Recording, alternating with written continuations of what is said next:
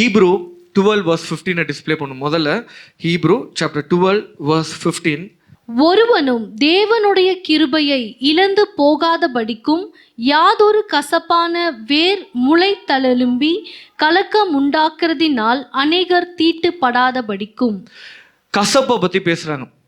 கசப்பு, பிட்டர்னஸ், கசப்பு, உள்ளான மனிதனுக்குள்ள இருக்கிற கசப்பான காரியத்தை பத்தி இங்க வசனத்துல போட்டிருக்கு. இந்த கசப்புனால என்ன நடக்கும்னு போட்டிருக்கு. கிரேஸ் ஆஃப் காட், கர்த்தருடைய கிருபையை இழப்போம்னு சொல்லிட்டு இந்த வசனத்துல போட்டிருக்கு. கிரேஸை வந்து இழந்துருமா, கிருபையை. அப்போ பொதுவாகவே கசப்பு நல்லதா கெட்டதா? நம்ம ஆரோக்கியத்துல கசப்பு ரொம்ப நல்லது. ஆக்சுவலாக ஆரோக்கியத்துல பாவக்காய் சாப்பிட்டா நல்லது. என்ன சொல்லுவாங்க, கசப்பானது பாவக்காய். வேற என்ன இருக்கு? சில சீட்ஸ் எல்லாம் போட்டு அரைச்சி குடிப்பாங்க. அரளி விதையில வேற கசப்பான என்னங்க, கசாயம். கசாயம் குடிச்சா நல்லது. அப்புறமா இந்த கொரோனா டைம்லலாம் நமக்கு நிறைய பவுடர்லாம் கொடுத்து கலக்கி குடித்தோம், கசப்பானது காரியங்கள். அப்போ சுகர் கம்மியாகலாம் குடிப்பாங்க நிறைய. கருவேப்பிலையா? கருவேப்பிலை ஏதோ சொல்கிறாரு, அடிச்சு விட்றாரு. கருவேப்பிலை, வேப்பிலை அரைச்சி கொடுப்பது. பொதுவாகவே கசப்பு ஹெல்த்துக்கு நல்லது. ஆனால் இங்கே போட்டிருக்காரு, கசப்பு root of bitterness springing up trouble you. அது உங்களுடைய காரியங்களை கெடுத்து விடும்னு சொல்லிட்டு போட்டிருக்காங்க. கிருபையை, கர்த்தருடைய கிருபையை இழந்துருமா. அப்போ கசப்பு பற்றி தான் இன்னைக்கு பார்க்க போகிறோம். இன்னைக்கு என்ன தலைப்பு என்றால் ஃபர்கிவ்னஸ், மன்னிப்பு. எனக்கு பொதுவாகவே வந்து மன்னிப்புன்னு ஒரு படம் எனக்கு ஞாபகம் வந்துடும். ரட்சிக்கப்படுறதுக்கு முன்னாடி சின்ன வயசு, அஞ்சாவது இல்லை 4வது 3வது படிச்சுட்டு இருப்பேன். எங்கள் அப்பா ஒரு படத்தை வந்து போட்டு காட்டார்.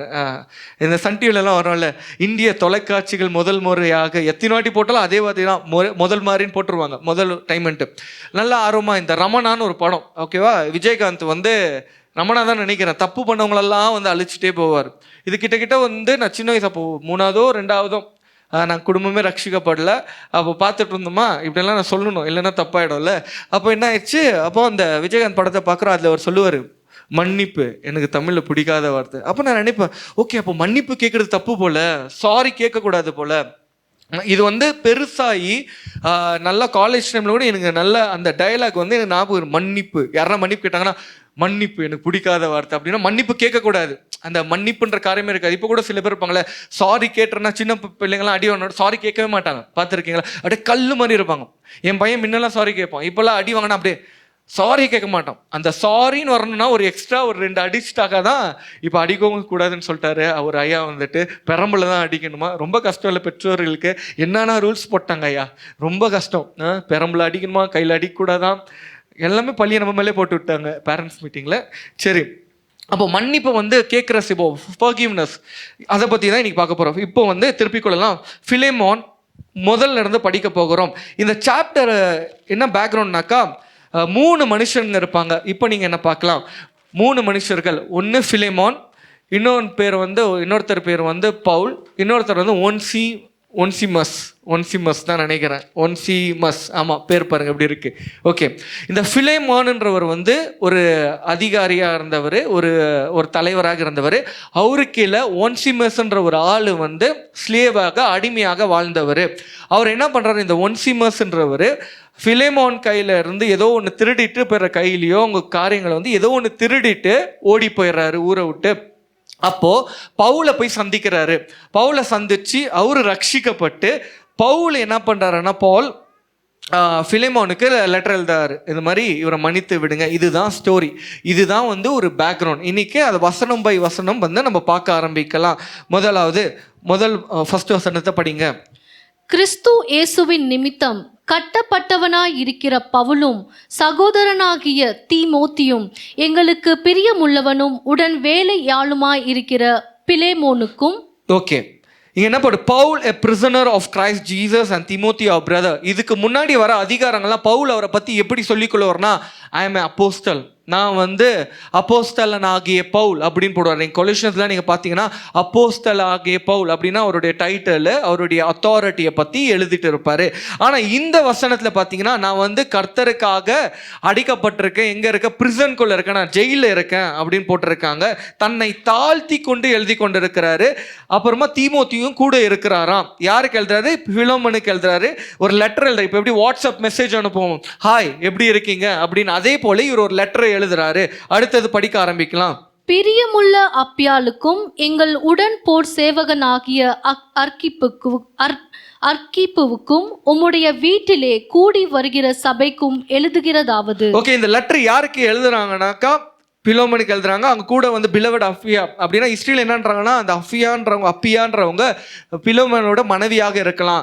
அடுத்தது வந்து ஆர்கிப்பஸ் அப்படின்னு ஒரு ஃபெல்லோ சோல்ஜர், அவங்களுக்கு ஒரு லெட்டர், அவங்களே வந்து க்ரீட் பண்ணுறாங்க. உங்கள் வீட்டில் இருக்கிறவங்களாம் கேட்குறோன்றாங்களா அந்த மாதிரி.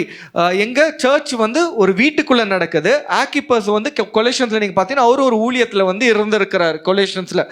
அப்போ அவர் பையனாக ஹிஸ்ட்ரி சொல்றது பையனாக இருக்கலாம் அப்படின்னு சொல்லிட்டு போடுறாங்க. ஒரு லெட்டரை எழுதுறாங்க. தன்னை தாழ்த்தி கொண்டு ஒரு சபை, வீட்டுக்குள்ள நடக்கிற ஒரு சபைக்கு தன்னை தாழ்த்தி கொண்டு ஒரு லெட்டர் போடுகிறார். இன்னைக்கு ஒரு கேள்வி என்னன்னா, ஒரு வீட்டுக்குள்ள எவ்வளவு பேர் சபை நடத்த முடியும்? 10 பேர், 15 பேர்.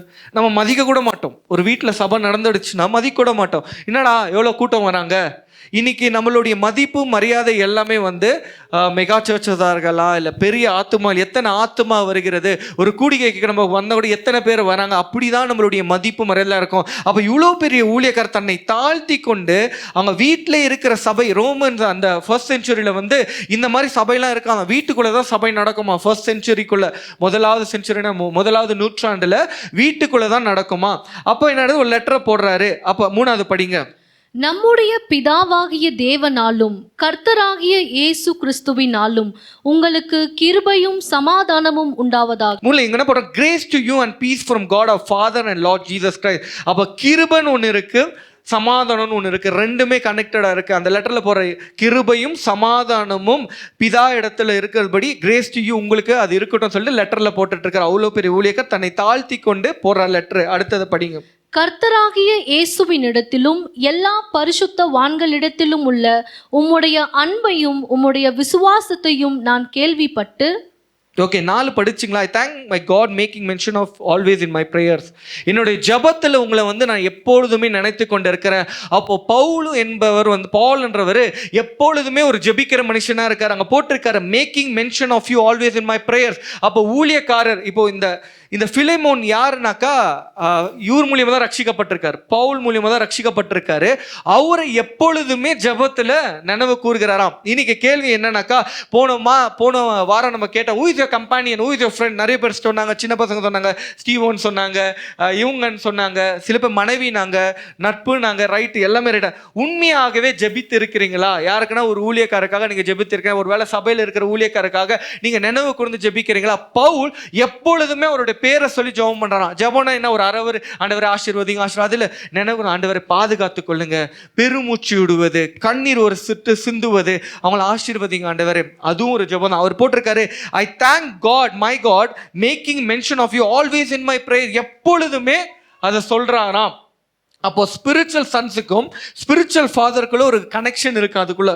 அடுத்தது படிங்களேன்.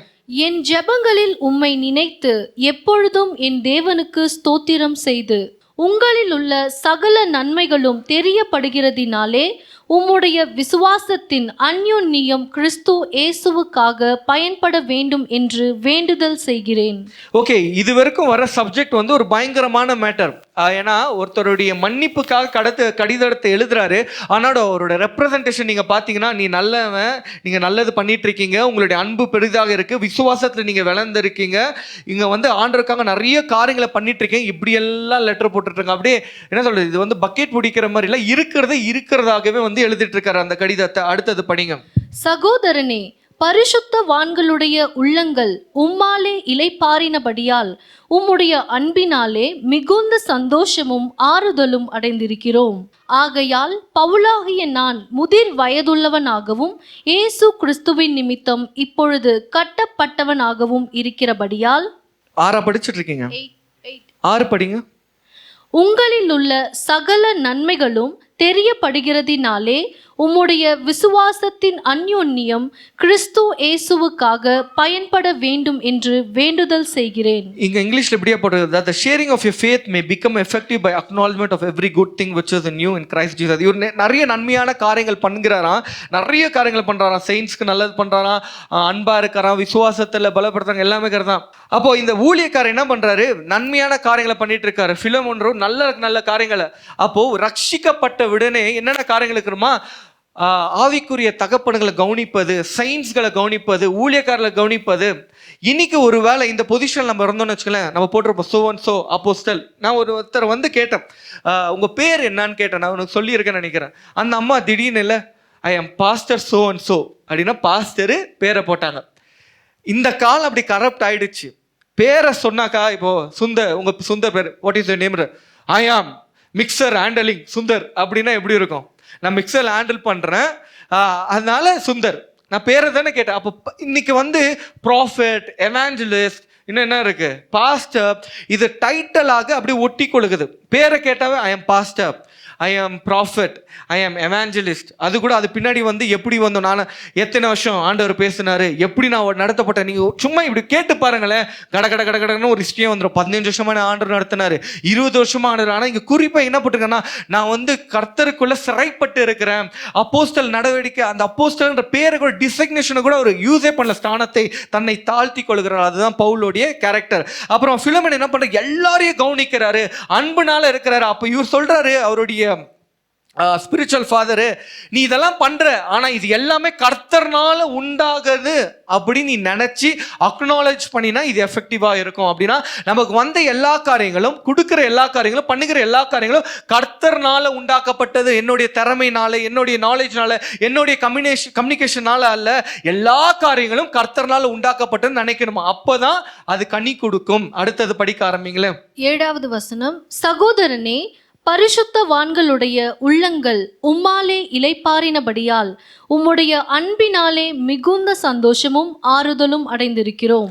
ஓகே, அன்புனால பரிசுத்தவான்களுடைய இதயம் வந்து சந்தோஷப்பட்டிருக்காங்க, ரெஃப்ரெஷ்ட். அப்போ எத்தனை பேரை வந்து இவர் ஆறுதல் படுத்தியிருக்காரு. இன்னைக்கு நம்ம என்ன பண்ணுவோம்னா, காயப்பட்டிருக்கிற உள்ளங்களை வந்து நம்ம ஆற்ற மாட்டோம், என்னன்னு கூட கேட்க மாட்டோம், முடிஞ்சா இன்னொரு காயத்தை தான் போடுவோம். ஆனால் இந்த மனுஷன் எப்படியா இருந்துக்காரு பாருங்களேன், எல்லாருடைய காயங்களை கட்டி ரெஃப்ரெஷ். அப்படின்னா சந்தோஷத்தினால நிரப்பி, அப்படின்னா பணம் கொடுப்பதா இல்லை, விசாரிப்பது, எல்லா காரியமும் அவருக்குள்ள இருந்திருக்கு. இப்போதான் மெயின் மேட்டருக்கு வரப்போகிறார். 8வது, இது வரைக்கும் இன்ட்ரடக்ஷன் தான். நீங்க நல்லவர் வல்லவர் எல்லாமே சொல்லிட்டாங்க, நீங்க இதெல்லாம் பண்ணிட்டு இருக்க, இன்ட்ரடக்ஷன் கொடுத்துட்டாங்க, லெட்டர் எழுதிட்டு இருக்காரு. 8வது படிக்க ஆரம்பிக்கலாம். ஆகையால் பவுலாகிய நான் முதிர் வயதுள்ளவனாகவும் இயேசு கிறிஸ்துவின் நிமித்தம் இப்பொழுது கட்டப்பட்டவனாகவும் இருக்கிறபடியால். ஓகே, இவர் சொல்றாரு, Pavul, I might be very bold in Christ to command you what is fitting. இப்போ வராரு மெயின் மேட்டருக்கு. நான் வந்து வயசானவன், நான் வந்து 8லேயே வயசானவங்கன்னு போட்டிருக்காங்களா தமிழ்ல? ஓல்டுன்னு போட்டிருக்காங்களா? முதிர் வயதுள்ளவனாகவும். ஓகே, 9ல கூட இருக்கா? 9ல ஏஜை பற்றி இருக்கு, இங்கிலீஷில் 9ல வந்து ஏஜை பற்றி போட்டிருக்கோம். ஓகே, இதில் 8ல் இப்படி போட்டிருக்காரு, ஐ எம் ஓல்டு அப்படின்னு நான் உங்களை கமெண்ட் பண்ண முடியும். இப்போ பொதுவாக வீட்டில் சொல்லிகிட்டே இருப்பாங்க, பெற்றோர்கள்லாம் சொல்லுவாங்க, நான் உனக்கு இவ்வளோ ஸ்கூல் ஃபீஸ் கட்டினேன்டா, நீ வந்து என்னுடைய அடிமை, கரெக்டா? நான் உனக்கு நம்ம குடும்பத்தில் நடக்கிற காலம், உனக்கு வந்து 2 வருஷம் நான் தாய்ப்பாலை கொடுத்தேன், அதனால ஏதாவது ஒரு காரியம், ஒரு துக்கமான காரியம் நடந்துருச்சு, இல்லை ஏதாவது ஒரு மிஸ்கம்யூனிகேஷனா, உனக்கு நான் 2 வருஷம் நான் பால் கொடுத்தேன், உன்னை நான் இப்படியெல்லாம் நான் வளர்த்தேன், உனக்கு இங்கெல்லாம் டாக்டர் நான் தூக்கிட்டு போனேன், நான் உனக்கு காது வலி. எங்கள் வீட்டிலலாம் நடக்கிற காரியம் தான். சின்ன வயசில் ஒரு டைம், ஃபஸ்ட் டைமில் எனக்கு காது வலி, எங்கள் அம்மா தூக்கின்னு போயிட்டாங்க ஒரு கம்னலியில், ஒரு 1.5 கிலோமீட்டர் 2 கிலோமீட்டர் தூக்கிட்டு இங்கே தோலில் போட்டுட்டு இட்டுன்னு போயிட்டாங்க. எனக்கு ஒரு டைம் தான் காது வலி வந்துச்சு. ஆனால் இது வரைக்கும் இந்த காதில் சொல்லிட்டே இருப்பாங்க, உனக்கு காது வலி வந்துச்சு. நான் அங்கே இருந்து எங்கள் கம்னலி உஷா கிளினிக்கில் இருந்து பாப்சாப்பாளைய கிட்டே எங்கேயோ இட்டுன்னு போனாங்க. அப்போல்லாம் இரவில் எங்கெல்லாம் ஒரு வீடுங்களே இருக்காது, ஆட்டோ இருக்காது, இரவில் 9:30 10 o'clock தனியாக இட்டுன்னு போய், எனக்கு இன்னும் ஞாபகம் இருக்கு. அப்போ சொன்னதே சொல்லிட்டே இருப்பாங்க, கேட்டிருக்கீங்களா? அந்த மாதிரி இவர் சொல்றாரு, எனக்கு சொல்ல முடியும், எனக்கு கமாண்ட் பண்ண முடியும், உங்ககிட்ட நான் அதிகாரத்தை காட்ட முடியும், ஆனால் நான் காட்ட மாட்டேன், நான் முதிர்ந்த வயது உள்ளவன். அப்படின்னா இந்த லெட்டரை வந்து நீ எப்படி படினா, எனக்கு ரெஃபரன்ஸ் கூட, அப்படின்னா ரெஃபரன்ஸ்க்காக எழுதல, நான் ஆல்ரெடி வந்து ஏஜ் முடிஞ்சிட்டு இருக்கு, நான் வந்து நம்ம கமெண்ட் பண்ண முடியும், ஆனால் கொஞ்சம் கன்சிடர் பண்ண அவரை தாழ்த்தி கொள்ளுகிறார். இது வந்து நமக்கு தேவையான ஒரு விஷயம். ஊழியத்திலும் சரி, எந்த காரியத்தில் வளர்ந்தாலும் சரி, நம்மளுக்கு முதிர்ச்சி இருக்க வேண்டும். சின்ன வயசுல வளர்ந்தாலும் சரி, இல்லை ஆண்டவர் நிறைய காரியங்கள் கொடுத்துட்டாலும் சரி, அந்த ஏஜுக்கு தகுந்த முதிர்ச்சி இருக்கணும். இவர் எவ்வளோ பாருங்க, அவ்வளோ பெரிய ஆள் தான், சொல்லியிருக்கலாம், ஏய் பண்ணு, ஏய் மன்னிச்சுடு அப்படின்னு இருக்கலாம். அதுக்கு முன்னாடி மெயின் மேட்டருக்கு வரது முன்னாடி தன்னை தாழ்த்தி கொள்ளுகிறார். அடுத்தது படிக்க ஆரம்பிக்கலாமே. நீர் செய்யத்தக்கதை உமக்கு கட்டளையிடும்படிக்கு கிறிஸ்துவுக்குள் நான் துணியத்தக்கவனாய் இருந்தாலும் அப்படி செய்யாமல் அன்பின் நிமித்தம் மன்றாடுகிறாராம். அப்போ சபைக்குள்ள நம்ம இன்னைக்கு ஸ்பிரிட், அந்த ஃபர்கிவ்னஸ் ஸ்பிரிட்டை பற்றி பார்த்துட்டு இருக்கோம்ல, மன்னிப்பை பற்றி. மன்றாடுகிறாராம். மன்றாட்டின் ஆவி நமக்கு தேவை. எந்த காரியம் நடந்தாலும் சரி, மன்றாடுகிற ஒரு குணாதிசயம், humility, the spirit of humility, தாழ்த்தி கொள்ளுகிற ஒரு சுபாவத்தை பத்தி நான் மன்றாடுகிறேன். எனக்கு அதிகாரம் இருக்கு, எல்லாமே ரைட்டு தான், ஆனால் உன்னை கெஞ்சி கேட்கிறேன், ரிக்வெஸ்ட் பண்ணுகிறேன். இன்னைக்கு ரிக்வெஸ்ட் பண்ற காரியங்கள் சபைக்குள்ள போயிடுச்சு. கேன் கேட்க மாட்டாங்க, இல்லைன்னா என்ன சொல்றது, கேன் ஐ ரிக்வெஸ்ட் அப்படி வராது, டூ இட் அப்படின்வாங்க, இல்லை கிராண்டடா எடுத்துக்கொள்ளுவாங்க, இது நம்புதுரா அப்படின்ட்டு. ரிக்வெஸ்ட் பண்ணுகிற காரியங்கள் சபைக்குள்ளும் சபை குடும்பங்களுக்குள்ளும் ரட்சிக்கப்பட்ட பிள்ளைகளுக்குள்ளும் அப்படியே மறிச்சு போயிடுச்சு. அடுத்தது படிங்களேன். என்னவென்றால் கட்டப்பட்டிருக்கையில் நான் பெற்ற என் மகனாகிய ஒனேசிமுக்காக உம்மை மன்றாடுகிறேன். இப்பதான் மெயின் மேட்டருக்கு வராரு. ஒருத்தர் ஏமாத்திட்டார் பிலோமேனை. ஒனேசிமஸ்ன்ற ஒரு ஆளு வந்து திருடிட்டு ஏதோ போயிட்டு இருக்காரு. அவரை பத்தி ஒரு லெட்டர் போட்டா காண்டாவமா காண்டாகாத, கடுப்பாகும் தானே ஆக்சுவலா. இப்போ உங்க வீட்டுல இருந்து ஏதோ ஒரு பொருள் திருடிட்டு போயிட்டாங்க, இல்லை ஏதோ ஒரு காரியங்கள் திருடிட்டு போயிட்டாங்க, அதை குறித்து ஒருத்தர் வாட்ஸ்அப்பில் மெசேஜ் பாரு, அது தம்பி மன்னிச்சிடு, அந்த தம்பியை மன்னிச்சிடுங்க, அவர் வந்து தெரியாமல் பண்ணிட்டாரு, இப்போ ரட்சிக்கப்பட்டுட்டாரு அப்படின்னு போடுறாங்க. எவ்வளோ கடுப்பாகும். இது வரைக்கும் எல்லாம் சாஃப்டாக இருக்கு. இப்போதான் மெயின் மேட்டருக்கே வருகிறது. என்னன்றாரு, மன்னிச்சிடு மன்னிச்சிடு. இன்னைக்கு மன்னிப்புன்ற காரியம் சபைக்குள்ள செத்து போயிருக்கு. கசப்பு உருவாகி இருக்கும். யாரையும் மன்னிக்க மாட்டோம், உறவுக்குள்ள மன்னிக்க மாட்டோம், தப்பு பண்ணதே நினைச்சிட்டு இருப்போம். இப்போ பொதுவாக எந்த குடும்பம்னா இருக்கட்டுமே, அக்கா தங்கச்சி அண்ணன் தம்பிங்களாம் பிறந்துட்டிங்கன்னா அவன் பேசின வார்த்தையை நான் மன்னிக்கவே முடியாது. அவங்க சின்ன வயசுல உடனே பிள்ளைகளுக்கெல்லாம் சொல்லிட்டு இருப்போம், உங்க அக்காக்காரி இருக்கா, உங்க பெரியம்மாக்காரி இருக்காங்க பாரு, உன் சித்திக்காரங்க இருக்காங்க பாரு, உன் சித்தப்பாக்காரங்க இருக்காங்க பாரு, சின்ன வயசுல நடந்ததெல்லாம் அவங்க அறிவில்லாத பண்ணியிருப்பாங்க. அந்த விஷயத்த சின்ன பிள்ளைங்களுக்குள்ள நம்ம திணிக்க ஆரம்பிப்போம். இவங்க இது பண்ணிட்டாங்க, அவங்க அது பண்ணிட்டாங்க. இவங்களுக்கு இருக்கிற கோவத்தை வீட்டுக்குள்ள அப்படியே நடந்து நடந்து நடந்து சொல்லி அந்த விஷயத்த சின்ன பிள்ளைகள் கூட கக்குவாங்க. இங்க ஆனா போட்டிருக்கு மன்னிக்கும்படியாக ஒரு லெட்டர். அப்போ சபைக்குள்ள குடும்பத்துக்குள்ள மெயின் மேட்டர் என்ன தெரியுமா, மன்னிப்பு. இந்த மன்னிப்பு இல்லைன்னா அது என்ன பண்ணுமா, கர்த்தருடைய கிருபையை இழந்துருவோமா, கர்த்தருடைய நன்மைகளை இழந்துருவோமா. இன்னைக்கு ஒரு வேளை சபைக்குள்ள நீங்க உட்காந்துட்டு இருக்கலாம், யாரை வேணா மன்னிக்காமல் இங்க இருக்கலாம், அவங்கள நினைச்சாவே கடுப்பாகும், உள்ளுக்குள்ள எரிச்சலாகும். இவங்க இப்படி பண்ணிட்டாங்களே நமக்கு, அப்படி பண்ணிட்டாங்களே நமக்கு. ஒரு வேளை தப்பா பண்ணியிருக்கலாம், இல்லை சரியா பண்ண போய் தப்பா நடந்திருக்கலாம், தெரியாம பண்ணியிருக்கலாம், இம்மெச்சூரிட்டியா நினைச்சிருக்கலாம், இல்லைன்னா ஒருவேளை நம்ம தப்பா நினைச்சிட்டு இருக்கலாம், இல்லை ஒருவேளை ஏஜ் டிஃபரன்ஸாக இருக்கலாம், நமக்கு தெரியாது. ஆனா மன்னிக்காத ஒரு கசப்பு, அவங்கள நினைக்கும் போதே கண்ணீர் வந்துடும், நினைக்கும் போது எரிச்சல் ஆகிடும் வீட்டுக்குள்ள. அப்போ மன்னிக்கிற ஒரு சுபாவத்தை பத்தி லெட்டர்ல நான் அப்பீல் பண்றேன், நீ இவரை மன்னிச்சிடு. அடுத்தது படிங்களேன். முன்னே அவன் உமக்கு பிரயோஜனம் இல்லாதவன், இப்பொழுதோ உமக்கும் எனக்கும் பிரயோஜனம் உள்ளவன். ஓகே, ஓன்சிமஸ்ன்ற பேருக்கு கிரீக்ல வந்து புரோஜனம் உள்ளவர் அப்படின்றாங்க, இல்ல புரோஜனம் இல்லாதவங்களாம் தெரியல. ஆனா இங்க என்ன போட்டிருக்காரா, இதுவரைக்கும் புரோஜனம் இல்லாதவர் இப்ப புரோஜனம் ஆயிட்டாராம், ரட்சிக்கப்பட்டுட்டார். பவுலை பார்த்த உடனே அவர் ஆண்டவராக இயேசு கிறிஸ்து ஏற்றுக்கொண்டு கிறிஸ்டியனாக மாறி அவர் ரட்சிக்கப்பட்டுட்டாரு. இது வரைக்கும் ஒரு திருடனாக இருந்தார், ஒரு லீடர் கையிலேருந்து திருடிட்டு வந்தார். இப்போ லெட்டரை போடுறாரு இவர், யாரு, பவுல். இன்னைக்கு ஒரு வேளை இப்படியாப்பட்ட ஒரு லெட்டர் இப்போ நடக்கிற ஊழியங்களுக்குள்ள ஒரு லெட்டரை போடுறாங்க, ஏற்றுக்கொள்வோமா? பூமர்ரா, அவருக்கு என்னடா தெரியும், அவருக்கு ஒன்றுமே தெரியாது, லப்பர் மாதிரி பேசிட்டே இருப்பாரு, வேதத்தை பத்தி பேசிட்டு இருப்பாரு. நமக்கெல்லாம் என்னடா ஏஞ்சலிக் அனாயிண்டிங் வந்துச்சாடா, இல்ல கர்த்தருடைய தேவ தூதர்களை இறங்கினாங்களாடா. ஆனா ஒரு வசனத்தின்படி தன்னை தாழ்த்தி கொண்டு யாரா போட்டுட்டோம்னு வச்சுக்கலாம், வயசான ஊழியக்காரர்களும் சரி, வயசான காரியங்களும் சரி, பெரியவங்களை சில மதிக்கவே மாட்டோம், அவர்களுடைய ஆலோசனைகளை மதிக்கவே மாட்டோம். வீட்டுல கூட நிறைய வாட்டி தன் தாய் தகப்பன் சொல்லுகிற காரியங்களை நம்ம கேட்கவே மாட்டோம். கேட்டிருப்போமா? கேட்க மாட்டோம். ஒரு வாட்டி எங்க அம்மா சொல்லிட்டே இருப்பாங்க, டேய் இந்த ஸ்லிப்பர் போட்டுட்டு போவாத, இது வழுக்கிற மாதிரி இருக்கு, வழுக்கிற முன்னே சொல்லியிருக்கேன். நான் என்ன பண்ணேன், மா போமா அப்படின்னு சொல்லிட்டு மீட்டிங் போயிட்டேன் சென்னைக்கு. அந்த ஸ்லிப்பரை போட்டுட்டு போனேன். ட்ரெயின் சென்னை சென்ட்ரல் ஏதோ ஒரு மீட்டிங் போயிருந்தேன் சென்னைக்கு.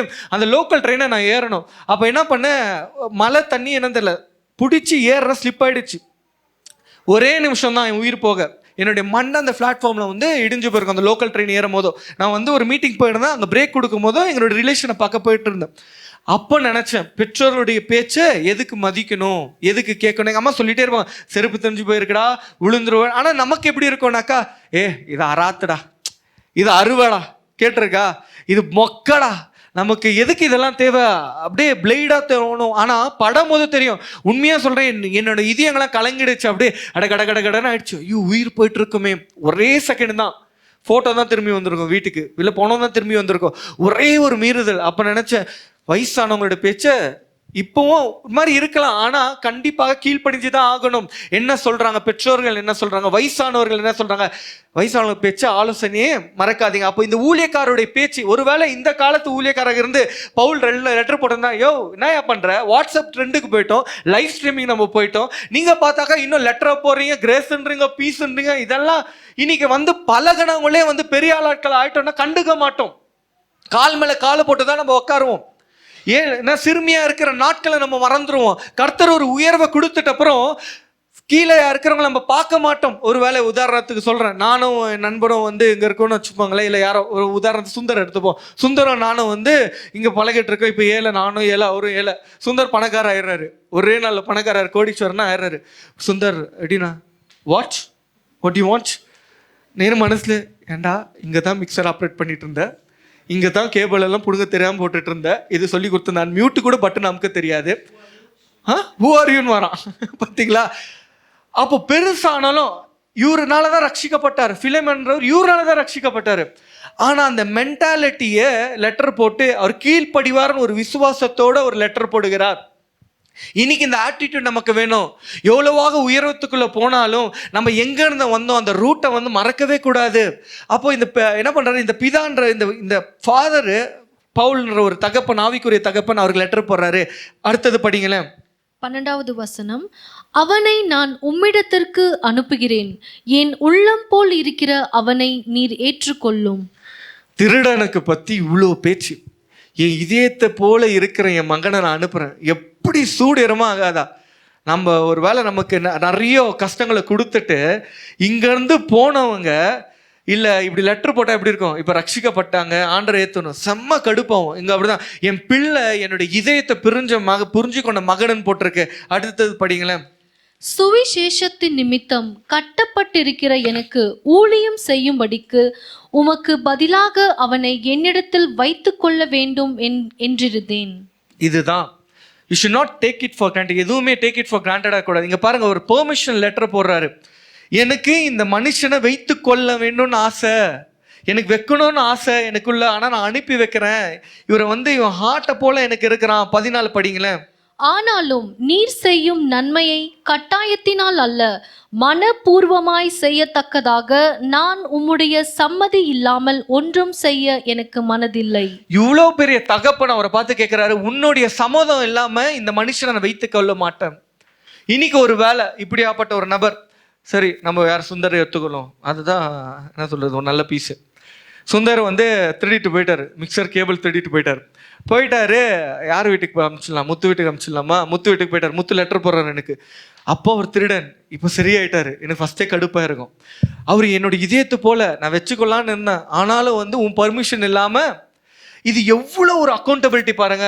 பெரிய ஊழியக்காரர் ஒரு அப்போஸ்தல், ஆனா அக்கௌண்டபிலிட்டி இருக்கிற ஊழியத்துக்குள்ள கேட்கிறாரு, இந்த மனிதனை வந்து நான் திருப்பியும் அனுப்புறேன்.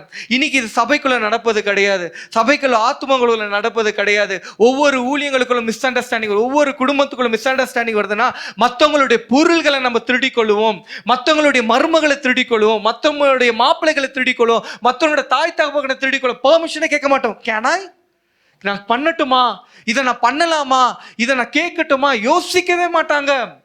ஆனா இவர் பெர்மிஷன் கேட்கிறார். இந்த மனுஷனை நான் பிரயோஜனப்படுத்திக்கொள்ள பண்ணியிருக்கலாம், எனக்கு பிடிச்சிருக்கு வச்சுக்கொள்ளனா, ஆனாலும் உன்னுடைய பெர்மிஷன் இல்லாம இவர் திருடித்தானே வந்தாரு, விட்டுருக்கலாம்ல. இன்னைக்கு இதை நம்ம கத்துக்கொள்ளணும். இந்த ஃபர்கிவ்னஸ்குள்ள இருக்கிற காரியங்கள்னா ஒரு ஸ்ட்ரக்சர் உண்டு, ஒரு தகப்பனுன்னு உண்டு, ஒரு ஆவிக்குரிய தளத்தில் வந்து தகப்பன்னு ஒன்று இருக்கு, பிள்ளைகள்னு ஒன்று இருக்கு. அப்போ விசுவாசத்தோடு எழுதுகிறார், நான் வந்து இவனை வச்சிருக்கலாம், எனக்கு எல்லா அதிகாரம் உண்டு, ஆனால் உன்னுடைய அனுமதி இல்லாமல். இன்னைக்கு சபையாக அனுமதி கேட்கிற பிள்ளைகளாக இருக்கணும். எது இருந்தாலும் கைப்படக்கூடாது, எடுத்துக்கிறேன், இதை நம்மளுது தான். நான் சபைக்குள்ள மாத்திரம் சொல்ல, குடும்பத்தில், ஆஃபீஸில், எல்லா காரியத்திலும் கேனாய் அப்படின்ற ஒரு கேள்வி நமக்குள்ள இருக்கணும். அடுத்தது படிக்கலாமே. அவன் என்றென்றைக்கும் உம்முடையவனாய் இருக்கும்படிக்கும் இனிமேல் அவன் அடிமையானவன் அல்ல, அடிமையானவனுக்கும் மேலானவனாகவும் பிரியமுள்ள சகோதரனாகவும் இருக்கும் படிக்கும் கொஞ்சம் காலம் உம்மை விட்டு பிரிந்து போனான். ஓகே, ஓடி போன மனுஷனை பத்தி சொல்றாரு. இப்போ அடிமையாக இல்ல, பிள்ளையாக மாறும்படியாக ஏற்றுக்கொள்ளுங்க. இது எப்படி இருக்கும்? முத்துக்கிட்ட சொல்றேன், இது வரைக்கும் வேலைக்காரன் தான், ஆனால் இப்போ நீங்கள் என்ன பண்ணுங்க, முதல்ல முத்து எனக்கு லெட்டர் போகிறோன்னு வச்சுப்போம். இது வரைக்கும் வேலைக்காரன் மிக்சர் தான் ஹேண்டில் பண்ணியிருந்தாரு. இப்போ கொஞ்சம் உரிமையை கொடுத்துட்டு நீங்கள் சபைக்குள்ள பத்திரம்லாம் எழுதி கொடுத்துருங்களேன், இல்லை சொந்த பிள்ளையாக ஏற்றுக்கொள்ளுங்களேன். அந்த நாட்கள் அடிமைத்தனம் எப்படி இருந்துச்சா? அடிமை என்றால் சில பேர் வந்து நல்லா படித்த அடிமைகள் இருப்பாங்களாம், படிச்சுட்டு அக்கௌண்டண்ட்டாக இருப்பாங்களாம், அடிமைகளாக இருப்பாங்களாம். சில பேர் காசை கொடுத்து வாங்கியிருப்பாங்களாம், சில பேர் யுத்தத்தில் ஜெயிச்சு வாங்கியிருப்பாங்களாம் அடிமைத்தனத்தில். சில பேர் அனாதிகள் ஆர்ஃபனாக இருக்கிறனால அடிமைத்தனத்தில் இருப்பாங்களாம். இப்போ அந்த பொருளாதாரமே இப்போ எப்படி எக்கனாமி ஐடி கம்பெனினால ஓடுது. இப்போ இந்தியா தேசம் எப்படி ஓடுதான், ஐடி கம்பெனி இருக்குது, மேனுஃபேக்சரிங் நடக்குது, ப்ரொடக்ஷன் காரியங்கள் நடக்குது. அதே போல் அந்த நாட்களில் ரோமருக்கு இருக்கிற காரியத்தில் எக்கனாமி ரன் ஆகுறது வந்து அடிமைகள்னால 25% ரன் ஆகுமா. அப்போது ஒரு லாஸ் வேறு இவருக்கு. ஏன்னா மேபி ஒரு வேளை காசு கொடுத்து அவரை வாங்கியிருக்கலாம், ஃபிலிமோன்னு லாஸ் ஆகியிருக்கும். எவ்வளோ கடுப்போம், பணம் லாஸ் ஆகிருக்கும், எப்படி இருக்கும். இன்னைக்கு ஒரு சபை விட்டு இன்னொரு சபைக்கு போய் பாருங்களேன், ரோட்ல போனீங்கன்னா அந்த சபை மக்கள் உங்களை பார்க்க விட மாட்டாங்க. ஏய் இவர்களா ஒரு மாதிரி பார்ப்பாங்க, ஒரு மாதிரி கடுப்பா பார்ப்பாங்க. இது நம்ம ஜாதி இல்லடா, இது வேற இன்னொண்டா. ட்ரை பண்ணி பாருங்களேன், ஒரு சபையை விட்டு இன்னொரு சபைக்கோ நீங்க போய் பாருங்க. அப்போ அந்த நபர்கிட்ட நல்லா பேசி இருந்திருப்பீங்கன்னு வச்சுப்போம். ஒரு காலத்துல ஒரு மாதிரி பார்ப்பாங்க, இவங்க வேற மாதிரிடா. ஆனா இந்த மனுஷன் பாருங்க, ரட்சிக்கப்பட்டு விசுவாசம், நான் வயசானவன் தான், நீ கீழ்ப்படிவே நான் நினைக்கிறேன். இன்னைக்கு சபை ஸ்ட்ரக்சர்களும் இது தேவை, இந்த கீழ்ப்பிடிதல் நமக்கு தேவை, மன்னிப்புன்ற ஒரு காரியம் தேவை. நம்மளை நீங்க சபை மாறினா உங்களுக்கு தெரியும். நான் சில வாட்டி சபை மாற்றிருக்கேன்னா நிறைய சபைகள் இல்லை, ஒழுங்காக ஆண்டவருடைய வார்த்தையை நீங்கள் போதிக்கல, என்னோட ஆவிக்குரிய வளர்ச்சி இல்லை, அதனால் மாற வேண்டியதாக இருந்துச்சு. ஒரு ஸ்கூல் சரியில்லை, நீங்கள் என்ன பண்ணுவீங்க? ஸ்கூலில் பாடம் வந்து சரியாக சொல்லி கொடுத்துட்டே இல்லை, ஃபெயில் மேலே ஃபெயில் ஆகிட்டே இருக்கீங்க, வார்த்தையை வந்து ஜீவனாக கொடுக்கல, அங்கே வேறு மாதிரி என்ன பண்ணுவோம், ஸ்கூலை மாற்றுவோம் பிள்ளைகளுக்கு. அதே மாதிரி வந்து நான் என்ன பண்ணேன், ஸ்கூலை மாற்றிட்டேன். அப்போது இன்னொரு பழைய ஸ்கூலில் இருக்கிறவங்க ரோட்டில் போகும்போதும் இது வரைக்கும் பழகின மூஞ்சிகள், அதே மூஞ்சிகள் ஏதோ தெரியாத மாதிரி, நான் ஏதோ வந்து ரட்சிக்கப்படாத மாதிரியோ, அப்படியே பண்ணி கூட்டத்தோட சேர்ந்துட்ட மாதிரியோ, அப்படியே பாவம் பண்ணி சுத்துற மாதிரி, அந்த பார்வையிலேருந்து நடத்தையிலேருந்து எல்லாமே மாறிடும். இன்னைக்கு சபைக்குள்ள மிஸ் ஆகிற காரியங்கள் வந்து, சபையை விட்டா ஆளு காலிடா, முடிஞ்சிடுச்சு, நல்ல ரிலேஷன்ஷிப்குள்ள நம்ம இருக்க மாட்டோம், சபையை விட்டுட்டா, ஊழியத்தை விட்டுட்டா ஒரு கசப்பெல்லாம் வந்துடும். ஆனால் இவங்களுக்குள்ள ஒரு ரிலேஷன்ஷிப்பு லெட்டரில் தான் இருக்கு. இந்த ரிலேஷன்ஷிப் வந்து சபைக்குள்ள ரீஸ்டர் ஆகணும். அப்போ ஒரு மன்னிப்பு ஒன்று வேணும், தாழ்த்தி கொள்கிற சுபாவத்தை வேணும். அடுத்தது படிங்களேன். எனக்கு அவன் பிரியமான சகோதரன் ஆனால் உமக்கு சரீரத்தின் படியேயும் கர்த்தருக்குள்ளும் எவ்வளவு பிரியமுள்ளவனாய் இருக்க வேண்டும். இது எத்தனாவது படிச்சுட்டு இருக்கீங்க? 16வது வசனம். 16வது. No longer as a slave but more than a slave, பிரதராக ஏற்றுக்கொள்ளுங்க அப்படின்ட்டாரு. இப்போ 17 படிங்க. ஆதலால் நீர் என்னை உம்மோடே ஐக்கியமானவன் என்று எண்ணினால் என்னை ஏற்றுக்கொள்வது போல அவனையும் ஏற்றுக்கொள்ளும். If then you count me as a partner, அப்போ பார்ட்னராக, ஊழியத்துக்குள்ள பார்ட்னராக இருக்கணும்னா கேரக்டர் போட்டிருக்கான், எப்படி இருக்கணும், நீ வந்து இப்படி இருந்தினா, நீ உன்னை தாழ்த்தி கொண்டு ஏற்றுக்கொண்டனா நீ என்னுடைய பார்ட்னர் அப்படின்னு போட்டிருக்காரு. இன்னைக்கு ரெண்டுமே மேட்ச் ஆகுது. ஊழியங்களுக்குள்ள வந்து கர்த்தருடைய வார்த்தைக்கு விரோதமாக இருப்போம், ஏதாவது ஒரு கன்ஃபியூஷன்ஸ் இருக்கும். ஆனால் பார்ட்னர் சொல்லிட்டு மனசுக்குள்ள கசப்பு இருக்கும், வெறுப்பு இருக்கும், நிறைய இருக்கும். ஆனால் இங்கே போட்டிருக்கு, if then you count me as a partner, receive him as you would me. நீ வந்து அவரை, இப்போ யார் முத்து தானே எனக்கு லெட்டர் போடுறாரு, நீ இவரை நேசிச்சு if you then count me as a partner, நான் உங்களோட சபை மெம்பர் நினச்சிங்கன்னா மிரட்டுற மாதிரி, நீ அவங்கள அக்செப்ட் பண்ணு, இல்லைன்னா நீ அக்செப்ட் பண்ண மாட்டேன். ஒரு அப்பா ஒரு பிள்ளைக்காக நிற்பது, இல்லை ஒரு பிள்ளைக்காக அப்பா நிற்பது, இது மாதிரி ஒரு இன்டர்செஷன், என்ன தெரப்பில் நின்றுட்டு இருக்காங்களா? அப்போது ஏன் இதெல்லாம் பண்ணியிருக்காரு பவுல்? பண்ணியிருக்க வேணால. ஒரு திருடனுக்கு ஏன் நிற்கணும்? யோசிச்சு பார்த்துருக்கீங்களா? திருடனுக்கு ஏன் நிற்கணும்? ஏன்னா அவரும் வந்து மனம் திரும்பி ரட்சிக்கப்பட்ட. இங்கே யாருன்னா சொல்ல முடியுமா, நான் மனம் திரும்பலை, நான் வந்து ஆண்டவர் ரத்தத்துக்கு முன்னாடியே நான் வந்து கழுவப்பட்டு சுத்திகரிக்க இருந்தேன், நான் நல்லா சுத்திகரிச்சிருந்தேன், ரைட்சஸாக இருந்தேன் சொல்ல முடியுமா? நீதிமானன் சொல்ல முடியுமா? சொல்லவே முடியாது. அப்போ ஒரு பாவத்தின் காரியத்தில் மனம் திரும்பி மன்னிக்கப்பட்டு இருந்தால் மற்றவங்கள மன்னிக்க ஆரம்பிச்சுடுவோமா? இன்னைக்கு குடும்பத்துக்குள்ள இருக்கிற ஒரு காரியம் கசப்பு, வெறுப்பு, பெரியவங்க மேலே இருக்கட்டும், சின்னவங்க மேலே இருக்கட்டும், உறவுக்கு மேலே இருக்கட்டும், மன்னிக்கவே மாட்டோம். அப்போ நிறைய வசனங்கள் போட்டு, நீ பிதா இடத்துல மன்னிப்பு வேணும்னா நீ மன்னிச்சு தான் ஆகணும். அந்த வசனத்தெல்லாம் படிக்கலாமே. இப்போ சொல்கிற ஒரு மன்னிப்பை பற்றி, நீ ரிசீவ் பண்ணிக்கொள்ளுவ, என்ன ரிசீவ் பண்ணால் நீ ரிசீவ் பண்ணிப்ப. அடுத்தது படிங்க. அவன் உமக்கு யாதொரு அநியாயம் செய்ததும் உம்மிடத்தில் கடன் பட்டதும் உண்டானால் அதை என் கணக்கிலே வைத்துக் கொள்ளும். ஓகே, இப்போ இன்னொரு ஸ்டெப் முன்னேறாரு. ஒருவேளை அவன் ஏதாவது கடன் பட்டிருந்தான், ஒருவேளை பணம் தெரிந்தான், அது ஏன் அக்கௌண்ட்ல வைத்துக்கொள். இன்னைக்கு கிறிஸ்திய சபைக்குள்ள இல்லை குடும்பத்துக்குள்ள அக்கௌண்டபிலிட்டி ஏற்றுக்க மாட்டோம், மற்றவங்களே ப்ளேம் பண்ணிடும். ஏய் இவங்க பண்ணிட்டான்ப்பா, இவங்க தான்ப்பா பண்ணாங்க, ஏவாள் தான்ப்பா எனக்கு பழம் கொடுத்துருச்சு, அதனால தான் நான் சாப்பிட்டேன். இன்னைக்கு கிறிஸ்துவ சபைக்குள்ள என்ன வேணும்னா அக்கௌண்டபிலிட்டி. அவங்களுடைய இப்போ இயேசுவே மாறிட்டார். இவர் சிலுவையில எப்படி ஏசப்பா மற்றவங்களுடைய பாவங்களுக்காக மன்னிப்பு கேட்டாரோ, இப்போ பவுல் கேட்கிறாரு அவங்களுடைய காரியங்களை என் மேல வச்சுடு. அவரு அந்த பையனுடைய காரியங்களை, ஓன்சிமஸோடைய காரியங்களை மற்றவங்களுக்காக அவர் பழியேற்றுக் கொள்கிறாரா? அப்போ கிறிஸ்துவாக வாழணும், கிறிஸ்துவனாக வாழனா கிறிஸ்துவோடைய மனசு உள்ளுக்குள்ள இருக்கணும். கசப்பு, வெறுப்பு, மன்னிப்பில்லாத தனங்கள் குடும்பத்துக்குள்ள, குடும்பத்துக்கு வெளியே, ஊழியத்துக்குள்ள, ஆபீஸ்ல கசப்பெல்லாம் வைத்து கொண்டு இருந்தோம்னா கிறிஸ்துவாக மாற முடியாது. இவர் பாருங்க, அவருடைய காரியங்களுக்காக என்ன நீ கணக்கு கேளு, நான் உனக்கு கொடுக்குறேன். அப்ப இன்னைக்கு சபைக்குள்ள வேணும் முக்கியமா மன்னிப்பு. மன்னிங்க. இங்க 3 கேரக்டர் இருக்காங்க. சரி, அடுத்தது படிச்சிடுங்களேன். பவுலாகிய நான் இதை என் சொந்த கையாலே எழுதினேன், நான் அதை செலுத்தி தீர்ப்பேன். நீர் உம்மை தாமே எனக்கு கடனாக செலுத்த வேண்டும் என்று நான் உமக்கு சொல்ல வேண்டியதில்லையே. 19 சொல்றாரு, நீ நிறைய காரியங்களை கொடுத்த வேண்டிய இருக்கு. ஏன்னா இவரால தான் அவர் ரட்சிக்கப்பட்டிருக்காரு, இவருக்கு அதிகாரம் இருக்கு. நீ ஆல்ரெடி கடங்கடா அந்த நினைவு ஊற்றுறாரு. அப்படின்னா ரிமெம்பரன்ஸ். பழைச நினைச்சு பாருங்க, நம்ம யாரு, எங்க இருந்து வந்தோம், இந்த ஆசீர்வாதங்கள்லாம் எங்க வந்துச்சு, அதெல்லாம் யோசிச்சு பாருங்க. எதுக்கு இதை கர்த்தர் கொடுத்தார், நம்ம எதை பண்ணணும்னு கொடுத்தார், இதெல்லாம் யோசிங்க. அடுத்தது படிங்க 20. ஆம் சகோதரனே, கர்த்தருக்குள் உம்மாலே எனக்கு பிரயோஜனம் உண்டாகட்டும். கர்த்தருக்குள் என் உள்ளத்தை இளைப்பாற பண்ணும். ஓகே, உள்ளத்தை இளைப்பாறு, இதெல்லாம் பண்ணா இளைப்பாறுதலாமா? சரி, இளைப்பாறுதல் பத்தி அடுத்தது படிச்சிடுங்க. நான் சொல்லுகிறதிலும் அதிகமாய் செய்வீர் என்று அறிந்து இதற்கு நீர் இணங்குவீர் என்று நிச்சயத்து உமக்கு எழுதியிருக்கிறேன். Having confidence in your obedience. உன்னுடைய கீழ்ப்படிதல எனக்கு விசுவாசம் உண்டு. அப்போனா அவர் எவ்வளவு சாட்சியா வாழ்ந்திருப்பாரு. இவன் சொன்னதை செஞ்சிடுவான்டா, சொல்லிட்டு வராம இருக்க மாட்டான்டா. இன்னைக்கு நம்ம ஃபால்ஸ் கமிட்மெண்ட் நிறைய கொடுப்போம்ல, ஒபீடியன்ஸா இருப்பாருன்னு விசுவாசத்தோட எழுதுறாரு. அடுத்தது படிங்க. மேலும் உங்கள் விண்ணப்பங்களினாலே நான் உங்களுக்கு அணுகுகிறப்பட வேண்டும் என்று நம்பியிருக்கிறபடியால் நான் இருக்கும்படிக்கு ஓரிடத்தை எனக்காக ஆயத்த பண்ணும். ஓகே, இதெல்லாம் மன்னிப்பு ஒரு பக்கம். கடுப்பு ஆல்ரெடி முத்து என்ன கேட்குறாரு, நீ மன்னிச்சுடு, அவங்க மன்னிச்சுடுன்ட்டு. அதில் வர என்ன சொல்கிறாரு முத்து, என்ன சொல்கிறாரு, என்கிட்ட எனக்கு தங்குறதுக்கு ஒரு ரூமை ரெடி பண்ணி வைங்க, நீங்கள் ஜெபம் பண்ணுங்க, கர்த்தர் சித்தம் தான் நான் தங்கிக்கிறேன். இன்னும் கடுப்பாகவும் ஆகாதா? நீ ஒரு எதிரிக்கு மன்னிப்பு கேட்குறேன், எங்ககிட்ட ஒருத்தர் திருடிட்டு போனா அவனுக்காக மன்னிக்கணும்னு சொல்ற, அடுத்தது ஒரு ரூமை வர கேட்குற. எப்படி இருக்கும்? இதுதான் அப்போ இருந்த உறவுகள், தகப்பனுக்கும் பிள்ளைகளுக்கும் இருக்கிற உறவுகள். இன்னைக்கு நீங்க ஒருவேளை ஊழியக்காரர்களாக எழும்பலாம். கன்ஃபியூஷனை காஸ் பண்ணாதீங்க. தகப்பனுக்கும் பிள்ளைக்கும் இருக்கிற உறவுகளை பிரிக்காதீங்க. குடும்பத்தில் இருக்கலாம், தகப்பனுக்கும் பிள்ளைகள் இருக்கிற உறவுகளை பிரிக்காதீங்க. ஒருவேளை இங்க இருக்கலாம், குடும்பத்தில் உறவுகளை பிரித்து கொண்டு இருக்கலாம். அப்ப நீங்க யோசிச்சு பாருங்க, நான் உண்மையாவே சேர்த்து விடுற காரியத்தில் இருக்கிறேன்னா இல்ல பிரிச்சு விடுற காரியத்தில் இருக்கிறானா? இப்ப எல்லாம் குடும்பத்தில் இருக்கீங்க தானே, உங்க உறவுல யுனைட் பண்ற மாதிரி உங்களோட வார்த்தைகள் இருக்கா, பிரிக்கிற மாதிரி வார்த்தைகள் இருக்கா? உதாரணம் எடுத்துக்கோ, சும்மா நான் எடுத்துக்கிறேன், யாருக்கு எடுத்துக்கலாம், அக்கா தங்கச்சிக்குள்ள பிரிச்சு விடுற மாதிரி இருக்கா, மூட்டி விடுற மாதிரி? தப்பு. மாமியாரும் மருமகளை பிரிச்சு விடுற மாதிரி இருக்கா? தப்பு. என்ன யார் சொல்லலாம்? மாப்பிள்ளையும் அம்மாவை பிரிச்சு விடுற மாதிரி இருக்கா? தப்பு. பிள்ளையும் அம்மாவை பிரிச்சு விடுற மாதிரி இருக்கா? தப்பு. பேர குழந்தைங்களும் மாமியார் ஆயாவையும் பிரிச்சு விடுற மாதிரி இருக்கா? தப்பு. அப்ப பிரிவினை உண்டு பண்ணுகிற காரியம் கிறிஸ்துவ சமுதாயத்தை இல்ல. பிரிவினை எங்கெல்லாம் இருக்கோ அது கிறிஸ்துவனே கிடையாது.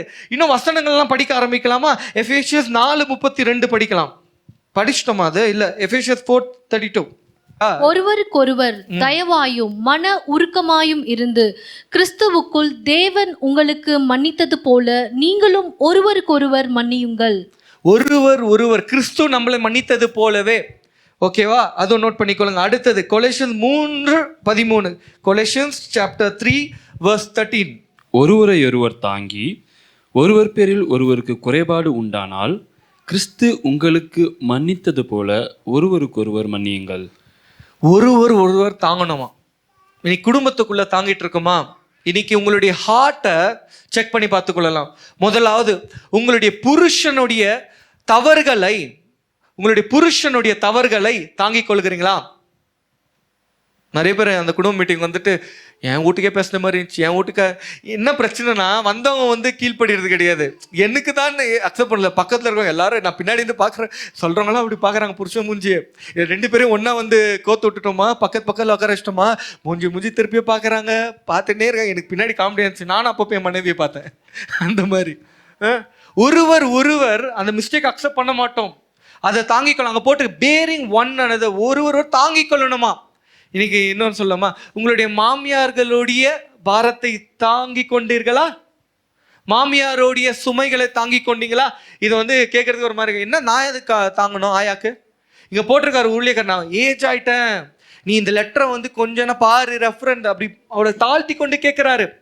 ஏன்னா எனக்கு ஏஜ் ஆயிடுச்சுடா தம்பி, நான் இன்னும் எவ்வளோ நாள் உயிரோட இருப்பேன்னு எனக்கு தெரியாது, அட்லீஸ்ட் இதை கன்சிடர் பண்ணு. அப்போ உங்கள் வீட்டில் இருக்கிற பெரியவங்க, மாமனாராக இருக்கட்டும், மாமியாராக இருக்கட்டும், யார் இருக்காங்க, தாத்தா பாட்டியாக இருக்கட்டும், எவ்வளோ நாட்கள் இந்த பூமியில் வாழுவான்னு தெரியாது. அப்போ அவளுடைய வார்த்தைகள் நீங்கள் செவி கொடுத்து தான் ஆகணும். சில உறவுகளை கர்த்தர் நம்மளுடைய வாழ்க்கை கேரக்டரை மாற்றும்படியாக குடும்பத்தில் வைக்கிறாரு. அது இல்லைன்னா நம்மளுடைய கேரக்டர் மாறாது. இன்னைக்கு கோவப்படக்கூடாதுன்னு நம்ம ஜெபம் பண்ணுவோம், கரெக்டாக கோவப்படாத ஆண்டவரே நான் சமாதானம். கோவம் இருக்கா இல்லையான்னு எப்படி தெரியும்?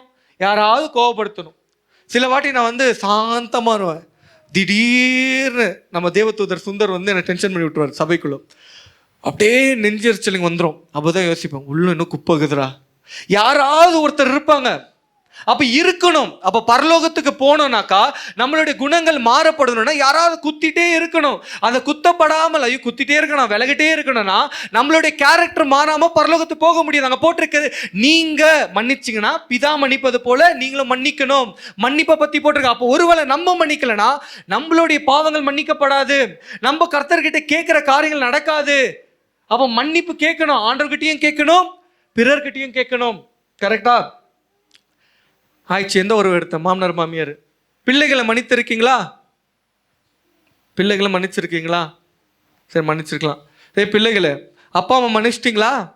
அப்பா அம்மா பண்ண காரியத்தெல்லாம் மன்னிச்சிட்டிங்களா? சொல்லுங்கடா, மன்னிச்சிட்டிங்களா? இவன் முத்தம் கொடுப்பி அப்பாவுக்கு சொன்ன காண்டர்கள் அந்த சொட்ட மண்டி இப்போ தான் அச்சா என்னட்டு இருக்கும் கண்டிப்பா இல்லையா? அப்பாக்களே சொட்ட மண்டைகள் ஆயிடுவாங்க. இவருங்களுக்கு சொட்டகுது காண்டு இங்கே இருக்குல்ல, கோவம் இருக்கும், கசப்பு இருக்கும், பேச மாட்டோம். அப்போ கர்த்தர் என்ன கேட்குறா? மன்னிப்பை கேட்குறாரு. சின்ன பசங்கள்கிட்டையும் கணக்கேப்பாரு, நீ மன்னிச்சியா உங்கள் அப்பா அம்மாவை? அந்த ஆளுகிறான் பாரு டப்ஸாக்கா ரொம்ப பண்ணிட்டான்பா, அடிச்சிட்டான்பா. எனக்கு எங்கள் அப்பா அம்மாலாம் அப்போ கோவம் வரும், அடிச்சார் பாருங்க. இப்போல்லாம் என்ன அப்பா அடிக்கிறது? எங்கள் அப்பா அடித்தா அவ்வளோதான், ஸ்ட்ரெயிட்டாக ஒன்றுக்கு இறங்கிடும், ஸ்ட்ரெயிட்டாக சூச்சு அப்படியே பேண்ட்டில் அப்படின்னா பயங்கரமாக அடிப்பார். திட்டுறதெல்லாம் கிடையாது, பயங்கரமாக அடிப்பார். அதை வார்த்தையில் ராடு மாதிரி இருக்கும் கை. ஒரு டைம் என்ன பண்ணிட்டேன், என்னுடைய ஒன்றும் இல்லை உள்ள ஆடையை வந்து அப்படியே கழட்டிட்டு போயிட்டேன். திடீர்னு கூப்பிட்டாரு, ஏய் அப்படின்னாரு. ஸ்கூலுக்கு போகிற பையன் ஸ்டெப்பில் இறங்கி போயிட்டேன். குடுக்குன்னு அப்படியே அப்பா, அவர் அப்பா கிஷோர்லாம் கூப்பிட மாட்டேன், ஏய் அப்படிதான் இப்போல்லாம் கூப்பிட்றேன், டேனி செல்லம்மா ஜூ ஜூ ஜூ அப்படிலாம் கூப்பிடுது. ஏய்னு அப்படியே நான் ஜூ ஜூ நாய்க்குட்டி மாதிரி பண்ணினேன். என்னத்துக்கு அடிச்சாரம் கூட எனக்கு தெரியும். விட்டார்பார் அடி. நான் போய் அப்பான்ற கீழே ஸ்டெப் விட்டு இறங்கிட்ட. ஸ்கூலுக்கு வந்த ஒரே அடி, நல்லா மார்க் பட்டுன்னு விட்டாரு. விட்டு அடி விட்டுட்டு எட்டி கீழே போடுறியா? அப்பதான் தெரியுது எதுக்கு அச்சாருன்னு. அப்ப எடுத்து மாட்டுந்துதான். இது வரைக்கும் என் ஆடைகள் ஆட்டோமேட்டிக்கா வந்து எடுத்தனா நேரா போயிடும். அங்க இருக்கு ஒரே அடி, வாழ்க்கையை மாத்திடுச்சு ஒரு அடி. ஆனால் அப்படி அடிக்காதீங்க சொல்கிறேன். அதனால என் பிள்ளை வந்து அப்படியெல்லாம் அடிக்கணும்னு எனக்கு தோணுறதில்லை. நான் பட்ட இன்பத்தை அவனுக்கு கொடுக்க எனக்கு விருப்பப்படலை. ₹1 சைக்கிள் காற்று, ₹1 அடிக்கணும். எங்கள் அம்மா கிட்ட ₹1 வாங்கிட்டு போயிட்டேன். அம்மா சைக்கிள் காற்று கம்மியாக இருக்குது, கொடுத்துட்டாங்க. காற்றும் கொஞ்சம் கம்மியாச்சு. எனக்கு ₹1 வந்து ஸ்கூலுக்கு வெளியே ஃபிங்கர் சிப்ஸ் சாப்பிடணும். ₹1 தான் கேட்டேன், கொடுத்துட்டாரு. எங்கள் அம்மா கொடுத்துட்டாங்க. அது வந்து எங்கள் அப்பாவுக்கு தெரிஞ்சு, ஏய் அப்படின்னாரு. ஏன் நிற்கிறேன் நான், ஓடிட்டேனே. ஏன்னா எங்கள் அம்மாவுக்கு வந்து சொல்லிட்டு இருக்கிறாங்க, ₹1 கொடுத்தேன். எதுக்கு ₹1? என்ன பண்ண போகிறோம் ₹1 வச்சு? அங்கே வந்து தள்ளுவண்டிக்காரன் எனக்கு வெறும் ஃபிங்கர் சிப்ஸ் தான் கொடுப்பான். அதுவும் வந்து சண்டை போட்டு வாங்குற மாதிரி இருக்கும். ₹1, ₹10 அப்படி இருந்தார் எங்கள் அப்பா. இங்கே வந்து கம்மநெல்லியிலேருந்து பானஸ்வாடி, அப்போ நான் கம்மநெல்லியில் சாரி சிவாஜி நகர்லேருந்து அங்கேருந்து சைக்கிள் அனுப்புவார். எதுக்கு தெரியுமா? பாஸ்புக்கை வந்து என்ட்ரி பண்ண மிஷினில் போட்டால் வந்து என்ட்ரி ஆகும், அப்படியே அது ஸ்கேன் ஆகிட்டு எவ்வளோ அமௌண்ட் இருக்குன்ட்டு வாரம் அனுப்புவார். அப்படியே மனுஷன் கோடீஸ்வரர் மாதிரி ₹1000 ₹2000 போட்டு எப்போ பார்த்தாலும் ₹100 தான் இருக்கும் பேலன்ஸு. ₹100 பேலன்ஸ், திருப்பி என்ட்ரி ₹100 பேலன்ஸ். எப்படி இருக்கும்? சைக்கிள் அனுப்புவார். சிவாஜி நகர்லேருந்து இங்கே கம்னலிக்கு வரணும். எங்கே இருக்கிற சிண்டிகேட் பேங்க்கு அந்த உத்தம் சாகர் கிட்ட இருக்கும், பானஸ்வாடி கிட்ட, ஃபயர் ஸ்டேஷன் கிட்ட. வேறு ஊற்றி போனோம், இல்லைன்னா அடிப்பார். எதுக்கு? அந்த ₹100 பேலன்ஸ் பார்க்க. எதுக்கான்னு தெரியுமா? எங்களுக்கு பேங்க்கை பற்றி நாலேஜ் வரணும்னு சொல்லிட்டு அந்த மாதிரி ட்ரைனிங்காக சைக்கிள்லேருந்து வரணும். சைக்கிளில் வந்து இங்கே என்ட்ரி போடணும். அடுத்தது அயன் போடலன்னா, அயன் போட்டுருணும். அவருடைய துணிகள் எல்லாம் அயன் போட்டுருணும். அவரது காவி துணி இருக்கும். உண்மையா சொல்றேன், திட்டிகிட்டே போடும். பஸ் டிரைவர்ல எவ்வளோ செட்டு நினைக்கிறீங்க? 20 ஷர்ட்டு 15 ஷர்ட்டு போட்டு வச்சிருக்கணும். அவர் வேலைக்கு போயிட்டு நைட் ஷிஃப்ட் போயிட்டு ஒரு 3 நாள் விட்டு தான் வீட்டுக்கு வருவார். போட்டு வைக்கணும். அந்த டிசிப்ளின் பவர் எல்லாம் ஆங்கர்ல இருக்கணும். சில வாட்டி வந்து கடுப்பா இருக்கும், தேவையா இது, ஏன்னா ஸ்ட்ரிக்ட் பண்ணிட்டே இருப்பாரு, கடுப்பா இருக்கும். அப்போ அந்த அயன் போடணும். அயன் போட்டு அது வெயிட், நான் இந்த காலத்து அயன் பாக்ஸ் எல்லாம் இல்லை, வெயிட்டா இருக்கும், கல் மாதிரி இருக்கும். இப்பெல்லாம் அந்த அமுக்குனா தண்ணி வரும், கரெக்டா? அப்பெல்லாம் தண்ணி தெளிச்சு போடணும். ஷாக் அடிக்குமா தெரியும், மோட்டா வயரு ஃபியூஸ் போடணும், ஒரு மாதிரி இருக்கும், ஒரு ஒயிட் ஃபியூஸ் இருக்கும், அது உள்ள போட்டு தான் தேய்க்கணும். அட்லீஸ்ட் அயன் போட்டு வாங்கி கொடுத்தாரா, அதுவும் கிடையாது. டேபிளும் நல்லா இருக்காது, இல்லை கீழே போடணும். நடுக்கும். ஓமம் இருக்கு, ஆனுவல் எக்ஸாம் ஆயிட்டு கொஸ்டின் பேப்பர்லாம் கொடுப்பாங்க, நிறைய கொஸ்டின் பேப்பர் கொடுப்பாங்க தானே எக்ஸாம். அதை திருப்பி 3 வாட்டி எழுத சொல்லுவார், 10 வாட்டி எழுத சொல்லுவார், வந்து செக் பண்ணுவார். எதுக்கா எழுதுன எக்ஸாம்? நம்மளாம் இந்த காலத்தை என்ன பண்ணோம், போ சனி என்ன போச்சின்னு அப்படின்ட்டு கொஸ்டின் பேப்பர் தூக்கி போடுவோம், கரெக்டா? இந்த ஸ்டாண்டர்ட்லேருந்து அந்த ஸ்டாண்டர்டா அப்படின்னு டீச்சர்லாம் நினச்சி திட்டிட்டு போவோம். எங்கள் அப்பா அதை எழுத சொல்லுவார். எதுக்குன்னா ஹேண்ட் ரைட்டிங் போயிடுமா 3 மாசத்துல, என் ஹேண்ட் ரைட்டிங்கை பார்க்கணுமே, அது எப்போ போயிடுச்சு. எவ்வளோ கொடுமையாக இருக்குன்னா டிசிப்ளின் பண்ண ஆரம்பிச்சாரு. ஷூ பாலிஷ் அடிக்க சொல்லுவார். ஷூ பாலிஷ் ஆகுது எப்படி தெரியுமா இருக்கணும், ஷூவில் மூஞ்சி தெரியணும், டக் டக் டக் டக். இப்பெல்லாம் இருக்கிற ஷைனர்லாம் கிடையாது, இப்படி வச்சு அடிக்கணும். அது அடிக்கும் போது அந்த கட்டை வந்து கையில் அடிப்போம், கட்டை இருக்கும்ல, ஷைனர் கிடையாது. இப்போனா ஷைனருடைய ஷூ பாலிஷ் வந்தாச்சு, கரெக்டா? மூஞ்சி தெரியணும். அது மாதிரி இன்னும் நிறைய கொடுமைகள் பண்ணி, ஒரு தம்மா துண்டு சோப்பு. இப்போ அப்போல்லாம் அது கொடுமையாக இருக்கலாம், ஆனால் இப்போலாம் சொல்கிறேன்ல டிசிப்ளின் பண்ணி. குட்டி சோப்பு வீட்டில் பாத்ரூமில் வேஸ்ட்டாக இருந்துச்சுன்னா அதை அவர் போட்டுன்னு தேய்ச்சிப்பாரு. எதுக்கு வேஸ்ட் ஆச்சு? பேஸ்ட் ஏன் வேஸ்ட் ஆச்சு? எங்கன்னா பேஸ்ட் துண்டு அந்த ஃப்ளோரில் இருந்துச்சுன்னா டிசிப்ளின் பண்ணுவார். எங்கே வச்சு ஏன் வேஸ்ட் பண்ண துண்டு? அதை பேஸ்ட்டை நசுக்குவார் பாருங்க. அதுக்கு வாய் இருந்துச்சுன்னா அது அந்த துண்டை நசுக்கி அதை வெளியே எடுத்து கட் பண்ணி அதுல கை ஊட்டி எடுத்து அதை போட்டு. ஏன் சொல்லுங்க, அவருக்கு காசோட அருமை தரும். நமக்கு இப்போ என்ன ஆயிடுச்சு, செப்டோல் ஆர்டர் பண்ணோம், இல்லை பிளிங்கிட்ல ஆர்டர் பண்ணோம், அது அருமை தெரியாது. ஒன்று இல்லைன்னா இன்னொன்று வாங்கும். இதெல்லாம் உங்களுடைய பிள்ளைகளை பாதிக்கும். எங்கள் அப்பா அன்னைக்கு கொடுமைக்காரனாக தான் இருந்தார், உண்மையாக சொல்ல. ஆனால் இன்னைக்கு நான் யோசிக்கிறேன், இஸ் a குட் ஃபாதர். அதனால தான் எனக்கு கண்டிச்சிருக்கிறாரு. மேபி வசனத்தின்படி வாழாம இருக்கலாம், ரட்சிக்கப்படலை, ஆனால் நல்ல ஒழுக்கங்களை கற்றுக் கொடுத்தாரு. தம்ம சொல்லித்தரல, அவர் தம் அடிக்கிற பழக்கம் கிடையாது, தண்ணி அடிக்கிற பழக்கம் கிடையாது. ஒரே ஒரு பேட் ஹேபிட் என்னன்னா, எங்கள் அம்மாவை அடிப்பார். அது கூட எங்கள் அம்மாவோட வாய் எப்படி இருந்துச்சு நமக்கு தெரியாது, கரெக்டா? வாய் ஜாஸ்தியாக இருந்திருக்கலாம், அதில் வாங்கியிருக்கலாம். ஆனால் அப்பாவுக்கு விரோதமாக வந்து நான் யோசிப்பேன், அம்மாவை அடிச்சிட்டாரு. ஆனால் இன்னைக்கு யோசிக்கிற ஒவ்வொரு காரியங்களும் வந்து அடிக்கிறதும் தப்பு தாங்க. நான் என்கரேஜ் பண்ணல, போய் இப்போ மனைவி அடிச்சிடாதீங்க. அப்போது உங்கள் அப்பாவுடைய அம்மாவுடைய அப்போ பெற்றோர்கள் பிள்ளைகளுடைய உறவை பற்றி போட்டிருக்கு. சில கடினமான உபதேசமாக இருக்கும். ஸ்பிரிச்சுவல் ஃபாதர் இப்படி பண்ணாத, அப்படி பண்ணாத. இப்போ நீங்கள் இப்படி யோசிக்கிறீங்க, 20 வருஷம் கழிச்சு உங்களுக்கு தெரியும், இது சொன்னாங்களேடா அப்பவே, இதெல்லாம் பண்ணாதன்னு சொன்னாங்களேடா, இப்போ தப்பா போய் மாட்டிக்கணுமேடா, பக்காவா வாங்கிட்டு இருக்கமேடா, வெளியே வர முடியலையடா. அது ஊழியத்திலும் சரி குடும்பத்திலையும் சரி நல் உலக்கங்களை சொல்லி கொடுக்குற பிள்ளைகள் அப்பா அம்மாவில் கீழ்ப்படிங்க. அது குடும்பமாக இருக்கட்டும், ஊழியமாக இருக்கட்டும். நீ மன்னிக்கலைன்னா நீங்கள் மன்னிக்கப்பட முடியாது. 3 கேரக்டர் பார்த்தீங்க. ஒன்று யார்? ஃபிலிமோன். ஒருவேளை நீங்கள் ஃபிலிமோனாக அதிகாரியாக இருக்கலாம், மன்னிக்கக்கூடிய ஸ்தானத்தில் இருக்கலாம், மன்னிங்க. 2வது ஸ்தானம் யார்? அவர் பவுலாக இருக்கலாம். ஒரு வேளை மற்றவங்களுக்காக பறிஞ்சு பேசி இன்டர்செஷன் பண்ணுற ஆட்களாக இருக்கலாம், இல்லை மற்றவங்களுக்காக இறக்க குணத்துக்காக அவ குடும்பத்துக்குள்ளே இறக்கம் இருக்கணும். கசப்பு பாம்பு மாதிரியே வச்சுட்டு இருக்க கூடாது. இந்த சொல்லுவாங்களே 10 வருஷத்துக்கு முன்னாடி நடந்த கதையெல்லாம் எடுத்துப்பாங்க லிஸ்ட்டு. இப்போ ஆச்சு, அப்போ சொன்னீங்க, இப்போ ஆச்சு, இதெல்லாம் ஆண்டர் சொன்னா அப்போ நீ பண்ண, அப்போ அதெல்லாம் பண்ண வாலிப வயசில் அப்படி வச்சு செஞ்ச எப்படி இருக்கும்? அப்போ நீங்கள் மன்னிக்கப்படணும்னா நம்ம மறக்கணும், மன்னிக்கணும். அப்போது இன்டர்செஷன், அப்போது தகப்பனை போல உள்ளோம். இல்லை இன்னும் சில்லறத்தனமாக வயசு தான் ஆகிக்குது, வெள்ள முன்னெலாம் வந்துட்டுக்குது, மன்னிக்கதே நான் எல்லாம் மன்னிக்க மாட்டேன், போய் சாவு போ அப்படின்னா உங்களுக்கு முதியோர் வயசு வரலன்னு அர்த்தம். இன்னைக்கு நிறைய டை தான் அடிச்சுட்டு இருக்கோம் முதியோர்களுக்கு, ஆனால் உள்ளுக்குள்ள முதிர்ச்சி வரலன்னு அர்த்தம். எனக்கு 60 வயசு ஆயிடுச்சு, 60ஆம் கல்யாணம், எனக்கு 70 வயசு ஆயிடுச்சு, நான் இப்படி தெரியுமா, நான் மாமனார் தெரியுமா, நான் மாமியார் தெரியுமா, எனக்கு எப்படி சொல்லிட்டாங்க. ஆனால் உள்ளுக்குள்ள இதயம் உண்மையாவே அந்த மாமியாருக்கு தகுந்த மாமனாருக்கு தகுந்த இதயம் இருக்கா? இல்லை நான் மாப்பிள்ளைக்கு தகுந்த இதயம் இருக்கா? இல்லை மனைவி மருமகள் என்னை எப்படி ட்ரீட் பண்ணிட்டாங்க தெரியுமா? இன்விடேஷனில் கூட பேர் போடல, இன்விடேஷன் கையில் கொடுக்காம வாட்ஸ்அப்பில் அனுப்பிச்சிட்டாங்க, காலில் கொடுக்கல, கரெக்டாக கையை வாட்ஸ்அப்ல அனுப்பிச்சாங்களே. அந்த ஹார்ட்ல இருக்கணும், அந்த ஸ்தானத்தில் இருக்க கூடாது. பெற்றுக்கொள்கிற ஸ்தானத்துக்குரிய குணம் உள்ளுக்குள்ள இருக்கணும். அங்கே இருக்கு, பாலையாக்குள்ள இருக்கு. அப்போ ஒருவேளை ஸ்தானம் எப்படி இருக்கு? நீங்கள் வீட்டில் மருமகளா, அந்த மறுபங்கக்கூடிய கணம் உங்களுக்குள்ள இருக்கணும். கர்த்தர் பார்க்குற பார்வையில் உங்களுக்குள்ள இருக்கணும். உறவுகளை சீர்படுத்தக்கூடிய மருமகளா இருக்கணும். உறவுகளை சீர்படுத்தக்கூடிய மாப்பிள்ளைகளாக இருக்கணும். இன்னைக்கு நம்ம மிஸ் பண்ணிடுறோம் அதெல்லாம். எங்கள் அம்மா அப்பாவையும் பார்க்கணும், என்னது பொண்ணுடைய அம்மா அப்பாவையும் பார்க்கணும், மாப்பிள்ளையோட அம்மா அப்பாவையும் பார்க்கணும். அதுதான் குடும்பம். இதெல்லாம் கணக்கு கேட்பார். இல்லை என்றால் நம்மளுடைய பாவங்கள் மன்னிக்கப்படாது. அடுத்தது நான் 3வது கேரக்டர் யார்? திருடன். திருடன் ஒரு வேளை போயிருக்கலாமா? மனம் திரும்பிட்டார் தானே. நான் தான் இப்போ அந்நிய பாஷை பேசுகிறேனே, கையெல்லாம் தட்ட ஆரம்பிச்சிட்டேனே, எனக்கு தான் புது ஆவிக்குரிய தகப்பன் கொடுத்துட்டார் அல்லவா, நான் இதுக்கு கீழ்ப்படினும் பழைய பாஸ் ஃபிலிமோன் ஆனாங்க அனுப்பி விடுறாரு. அப்போ பழச மறக்காதீங்க, பழச என்னைக்குமே மறக்காதீங்க. ஒரு வேளை இன்னைக்கு தப்பு பண்ணிட்டு போகிறதுக்கு துணிச்சல் வேணும் தானே. இந்த ஓன்சிமஸுக்கு நான் தப்பு பண்ணிட்டேன்னு ஒத்துக்கொண்டு ஒரு தைரியம் வேணும் தானே. இன்னைக்கு நம்ம தப்பை ஒத்துக்கொள்ள மாட்டோம். எப்போ தப்பை ஒத்துக்கொள்ள மாட்டோமோ அப்போவே தெரிஞ்சுக்கலாம் பிசாசு ஆடிட்டு இருக்கான்னு அர்த்தம். அது இல்லை, அது அப்படி. எக்ஸ்கியூஸ் தெரியுமா? எக்ஸ்கியூஸ்ல என்ன சொல்லுங்க? சாக்கு போக்கு. சாக்கு சொல்லுவோம்ல பாரு, இப்போ சொல்லலாம், ஐஷு நீ சேர் சரியா போடலாமா, கோணி எது தட்டுக்கிற? இல்லைண்ணா நான் போடலண்ணா, அந்த பொண்ணு தான் காலைல தள்ளிருக்க, நான் பார்த்துட்டு இருப்பேன், அது கண்ணை மூடி அப்படி தள்ளிட்டு இருக்கலாம் இல்லை சொல்லலாம். இல்லை அது அப்படிதான் இருந்துச்சு. சாக்கு போக்கு. இன்னைக்கு அக்கௌண்டபிலிட்டி எடுத்துக்கொள்ளக்கூடிய ஊழியக்காரர்கள் கிடையாது, பிள்ளைகளும் கிடையாது. திருடன் ஒத்துக்கொண்டு நான் மறுபடியும் போக ரெடியா இருக்கிறாரு. இன்னைக்கு ஊழியக்காரர்கள் நம்மளாம் எப்படி தெரியுமா மதிப்பு மதிய கொடுப்போம்? எத்தனை ஊழியக்காரர்கள் இருக்காங்க? ப்ராஃபட்ஸ், தீர்க்கதரிசிகள், எவாஞ்சலிஸ்ட்கள். இன்னைக்கு நிறைய எவாஞ்சலிஸ்ட் சபை பயப்படுது. எவாஞ்சலிஸ்ட்களை யார்? சிஷ்யர்களா? சிஷ்யம் அறிவிப்பவர்கள் 99% பயப்படுவாங்க. 1% தான் சபையை உடைக்காம இருப்பாங்க. உள்ளுக்குள்ள வந்துட்டாங்கன்னா அவங்களுக்கு சில பேருக்கு ஆத்ம பாரம் இருக்காது, சபை குறித்து நோக்கம் இருக்காது. ஆத்மகளை திருட ஆரம்பிக்கலாம், உடைக்க ஆரம்பிக்கலாம், நிறைய காரியங்கள் எடுத்து. அதனால சபைக்குள்ள எவாஞ்சலிஸ்ட்களை கூப்பிட பயப்படுவாங்க.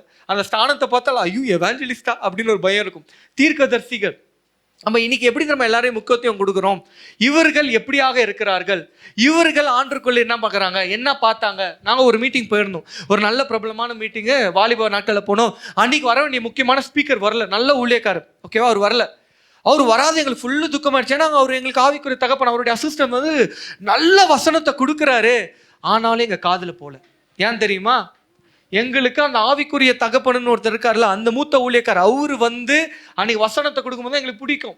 ஏன் பிடிக்கும்னா அவர் சொல்லுவார், கர்த்தரை நான் இங்கே பார்க்கிறேன், இங்க 7 கொம்புகளை பார்க்கிறேன், இங்க சால்வை அணிந்து கொண்டிருக்கிறார், அபிஷேகம் வருகிறது, கர்த்தர் தொடுகிறார், கர்த்தர் நாவை தொடுகிறார். அப்படிலாம் என்னன்னா நமக்குலாம் பம்ப், என்னது கூஸ் பம்ப்லாம் ஆயிடும்.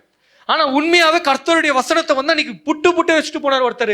உண்மையாவே எங்க இதயத்துக்குள்ளும் போல ஹார்ட்டுக்குள்ள. எங்களுக்கெல்லாம் ஒரே வருத்தம், இந்த ஃபிலிம் ஸ்டார் ஆக்டர் யாரெல்லாம் வரலான்னு, ஐயோ நம்ம நடிகர் வரலடா சாமி அப்படின்னு வருத்தமா போகல. அன்னைக்கு ரொம்ப வருத்தமாச்சு. ஆனா பல ஆண்டர் விட்டு அதெல்லாம் நாங்கள் திருத்தப்பட்டோம். இது தவறான உபதேசம். வார்த்தைக்கு இம்பார்ட்டன்ஸ் கொடுக்கறது கிடையாது, அனுபவங்களுக்கு உபதேசத்துக்கு இம்பார்ட்டன்ஸ் கொடுக்குறோம். ஆவியானவர் சொன்னார் என்ற உபதேசத்துக்குள்ள போறோம். கர்த்தரை பார்த்தேன், பிதாவை பார்த்தன்ற ஒரு காரியத்துக்கு தான் இம்பார்ட்டன்ஸ். நீ நம்மளே ஒரு ஹார்ட் செக் பண்ணுவோமே. நம்ம 2 பிள்ளைகள் வராங்க, 2 ஊழியக்காரர்கள். ஒருத்தர் சாதாரணமான ஒரு ஊழியக்காரு, வசனத்தை வசனமாக போதித்துட்டு போயிடுவார். இன்னொரு ஊழியக்காரு கர்த்தரை பார்க்குறேன்னு சொல்றாரு. யாருக்கு இம்பார்ட்டன்ஸ் கொடுப்போம்? யாருக்கு கொடுப்போம்? மனசை தொட்டு சொல்லலாம், யாருக்கு இம்பார்ட்டன்ஸ் கொடுப்போம்? 10 வாட்டி ஆவியானவர் பத்தியே சொல்லிடுறாரு, ஆவியானவர் ஆவியானவர் ஆவியானவர், ஏசு ஏசு ஏசு. யாருக்கு இம்பார்ட்டன்ஸ் கொடுப்போம்? இவரு கர்த்தருடைய வார்த்தை இப்படி போட்டுக்கிறது, கர்த்தருடைய சமூகம் பத்தி இப்படி போட்டுக்கிறது, வார்த்தை பத்தி யாருக்கு கொடுப்போம்? உண்மையா சொல்றேன், நம்மளுடைய ட்ரீட்மெண்ட் இம்பார்ட்டன்ஸ் எல்லாமே யார் இப்படி இருக்காங்களோ, ஆவிக்குரிய அனுபவம் தான் சொல்றாங்களோ, அச்சுறாங்களோ, அதெல்லாம் நமக்கு தெரியாது, அவர்களுக்கு தான் முக்கியத்துவம் கொடுப்போம். இன்னைக்கு ஒருவேளை இவருடைய ஸ்தானத்தை விட்டு பவுலையா இவரும் போட்டிருக்கலாம், நான் ஆவியில கண்டேன், என்கவுண்டரா இருக்கலாம், இவருக்கு நிறைய எக்ஸ்பீரியன்ஸ் இருக்கலாம். இன்னைக்கு கனெக்ஷன் ரொம்ப முக்கியம். கனெக்ஷன் ரொம்ப முக்கியம். யார் கூட இருக்கோம், என்ன கனெக்டா இருக்கோம். இவருக்கு என்ன, நம்ம நெஹேமியா பத்தி பார்த்தோம், ரெவலேஷன் கிடையாது, என்கவுண்டர்ஸ் கிடையாது, எலியா மாதிரி அற்புதம் அடையாளம் கிடையாது, எலிஷாயா மாதிரி கிடையாது, வானத்துல இல்லை மோசஸையா மாதிரி யாரு கடலை பிளக்கல, ஆனாலும் கூட இருந்தாலும் கட்டப்படும்படியாக. அப்ப இங்க என்ன தேவைன்னா ஸ்தானம் முக்கியம் கிடையாது. இவர் போட்டுக்கலாம், ஆவியானவர் சொன்னார், பிதா சொன்னார், அதனால சேர்த்துக்கோ அப்படி சொல்லியிருக்கலாம், ஏசு சொன்னார் சேர்த்துக்கொள்ளலாம். குணத்தை வெளிப்படுத்துகிறார். இன்னைக்கு குணம் ரொம்ப முக்கியங்க. சபைக்குள்ள குணத்தை வளர்த்துக் கொள்ளுங்க. மன்னிக்காத அசட்டமான இருக்கிற தக்காளிகளை கொண்டு போகாதீர்கள். இன்னொரு ஒரே ஒரு உதாரணம் சொல்றேன். தக்காளி எவ்வளவு நாட்கள் நீங்க உங்க கையில வச்சுட்டு இருக்க முடியும்? அழுகின தக்காளியை உங்க கையில உங்க பேக்ல நான் என்ன பண்றேன், அழுகின தக்காளி 1 kg தக்காளி பேக்ல போட்டு குடுத்தம்புறேன். அடுத்த வாரம் வரும்போது சபைக்குள்ள அந்த அழுகின தக்காளி பேக்கோட நீங்க கொண்டு வரணும். எப்படி இருக்கும்? நல்ல நறுமணமா இருப்பீங்களா, நாத்த அடிச்சிருப்பீங்களா? எப்படி இருப்பீங்க? ஸ்மெல் வரும், பேட் ஸ்மெல் வரும். அப்போ அங்கே போட்டிருக்க பிட்டர்னஸ் கர்த்தருடைய கிரேஸை இழந்துருமா. அப்போ கசப்புள்ள காரியங்கள் உங்களை அழிச்சிடும். அந்த கசப்பை பிடிச்சிட்டே இருந்தீங்கன்னா தூர போடுங்க.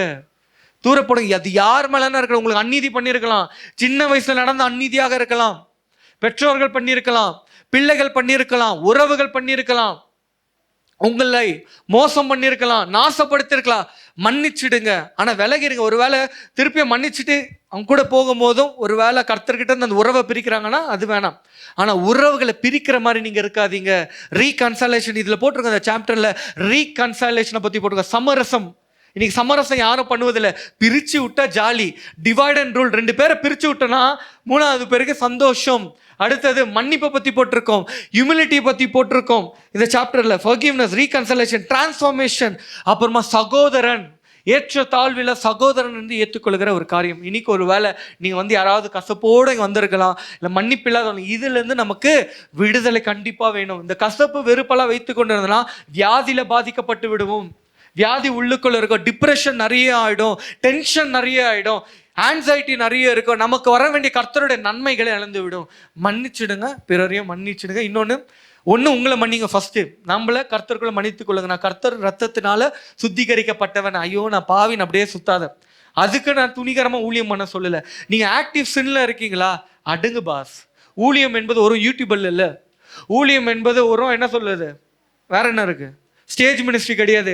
ஊழியம் மைக்க பிடிப்பது கிடையாது. உன்னை தாழ்த்தி கொண்டு பாத்ரூமை கழுவணும்னா அது ஒரு ஊழியம் தான். ஏழைகளை விசாரிப்பது ஊழியம் தான். இன்னைக்கு நம்ம தப்பா ஓடிக்கொண்டு இருக்கிறோம்.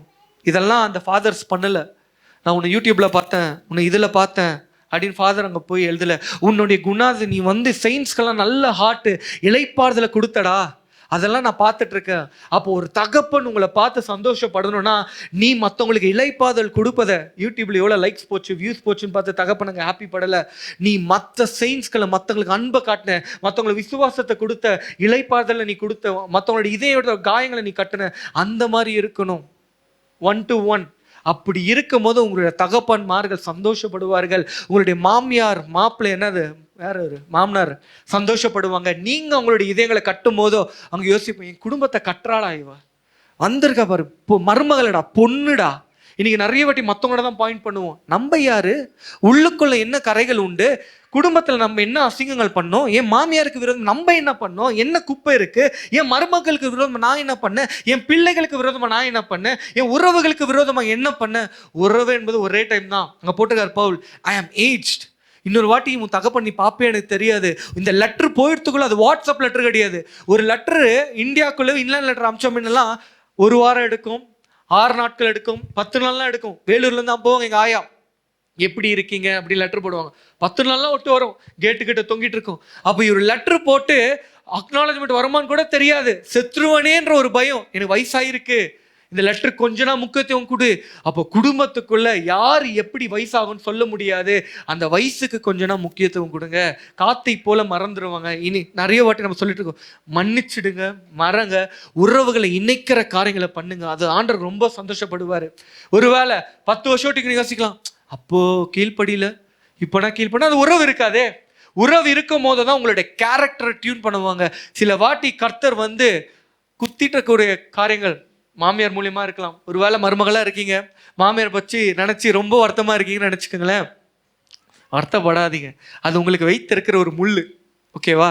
அவங்க தப்பு பண்றாங்களோ இல்லை ரைட்டாக அவங்கள கரெக்ட் பண்றாங்களோ, ஆனால் அதை சகிச்சு கொள்ளும் போது உங்களுடைய கேரக்டர் கண்டிப்பாக மாறும். கேரக்டர் மாறும், பரலோகத்துக்கு போயிடுவீங்க. எப்போ பார்த்தா அது எப்போ மண்டையா போடும், அதுக்கு இது பாரு எப்போ போகுதே தெரியல, புலம்பி தள்ளிட்டே இருக்கிறது எல்லாம் ஆண்டவர் பார்ப்பாரு. அடுத்தது பிள்ளைகளா, மாமியார் ஆச்சா, இன்னொன்று யாரு, இன்னும் உறவு சொன்னேன், என்ன வருவேன், மாமியாரா, உனக்கு யார மாமியார், நிஷா சொன்னாலும் பரவாயில்ல. மாமியார் மருமக, இன்னும் என்ன உறவு இருக்கு, மன்னிக்க முடியாத உறவுகள், அதெல்லாம் உறவையா? நீங்கெல்லாம் 8 ஹவர் உழைக்க சொன்னா 80 ஹவர் உழைச்சா இப்படிதான் ஆகும். மேனேஜர், டீம் லீட், அவங்க ஹர்ட் பண்ணுறாங்களா, மன்னிங்க, தூரமாகவே இருங்க. எங்கெல்லாம் அவங்களாம் உறவு கிடையாது. இந்த கம்பெனியில் நம்ம என்ன பண்ணுறோன்னா, எதெல்லாம் உறவோ அத்தை கட் பண்ணி விட்டுருவோம். ஆஃபீஸில் பிடிச்சின்னு தொங்குவோம், ஐயோ என் பெஸ்டி, இது காலேஜில் பிடிச்சின்னு தொங்குவோம், என் பெஸ்டி, உடனே செல்ஃபி போட்டுப்போம். அது இந்த காலேஜ் விட்டு இன்னொரு காலேஜ் போனால் ஸ்டேட்டஸ் கூட பார்க்காது, ஃபோன் கூட பண்ணாது. என்னுடைய எத்தனையோ நண்பர்கள் இருக்காங்க, நிறைய பேர் சொல்லுவாங்க நம்மளா க்ளோஸாக இருக்க போகிறோம். எனக்கு தெரியும் ஸ்கூல்லேருந்து கட் பண்ணிட்டாங்க. ஸ்கூல்லேருந்து நிறைய ஃப்ரெண்ட்ஸ் கூட நான் பேசுறது கிடையாது, அது கட் ஆயிடுச்சு. அப்படியே ஒரு மனமாக அவங்க இருக்கிற ஒரு சங்கம் என்னன்னா தண்ணி அடிக்கிற சங்கம். தண்ணி ஒன்றா சேர்ந்து அடிப்பாங்க. ஸ்கூலில் போய் அடிக்க முடியுமா? நம்மளால அடிக்க முடியாது, கட் ஆயிடுச்சு. அடுத்தது காலேஜ் சங்கம். காமனான காரியங்கள் இருக்காது, கண்டிப்பாக கட் ஆகும், நேரங்கள் மாறும். அப்போ இருக்கிற காரியங்கள் முக்கியம். உங்க வீடு உங்களுக்கு முக்கியம், உறவுகள் சாவர வரைக்கும் அந்த உறவு இருக்கும், கரெக்டா? அப்போ அதுக்கு முக்கியத்துவம் கொடுங்கய்யா. கண்டதுக்கெல்லாம் இம்பார்ட்டன்ஸ் கொடுங்க. என் நட்பு, என் அன்பு, என்னோட ஆவிக்குரிய தகப்பன் சொல்லுவாரு, நட்புக்கெல்லாம் ரொம்ப இம்பார்ட்டன்ஸ் கொடுக்காத, சபையில் இருக்கிற சகோதரன் சகோதரன் ரொம்ப இம்பார்ட்டன்ஸ் கொடுக்காத, மனைவி தான் ஃபர்ஸ்ட். எப்படி இருக்கும்? எங்க போனாலும் எனக்கு தான் கிளாஸ், மனைவி தான் ஃபர்ஸ்ட், அவங்க தான் கூட இருப்பாங்க எப்பொழுதுமே. அந்த மாதிரி ஒருவேளை மனைவி தான் ஃபர்ஸ்ட், அப்பா அம்மாக்கு கீழ்ப்படிங்கள், மன்னிங்கய்யா, கசப்போடு இருக்காத.